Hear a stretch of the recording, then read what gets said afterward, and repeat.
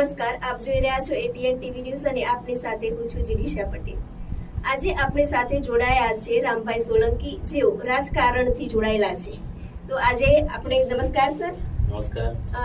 અમે તમારા જોડેથી જાણવા માંગીશું કે રાજકારણમાં આપની આવવાની શરૂઆત ક્યાંથી થઈ। સૌપ્રથમ તો હું એટીએન ટીવીને ખૂબ ખૂબ શુભકામનાઓ પાઠવું છું કે ઇલેક્ટ્રોનિક અને પ્રિન્ટ મીડિયાના જમાનામાં એ ખૂબ કાઠું કાઢી લોકોને નિષ્પક્ષ અને તટસ્થ સમાચાર પીરસે અને લોકોની સમસ્યાઓને ઉજાગર કરવાનું કામ એક લોકશાહીના આધારસ્તંભમાં ત્રીજો સ્તંભ જે ગણી શકાય ચોથો એ સ્તંભ તરીકે કામ કરે એવી મારી શુભકામનાઓ છે। રાજકારણમાં આવવાની વાત કરું તો આપણે તો હું ખૂબ ગરીબ પરિસ્થિતિમાંથી ઉછરેલો માણસ છું। ગામડામાં દાંત્રોલી, વડાલી તાલુકાના દાંત્રોલી ગામમાં મારો જન્મ થયેલો। મારા પરમ પૂજ્ય પિતાશ્રી ખેડૂત હતા, મારી માતાશ્રી પણ ખેતી કામ કરતા હતા।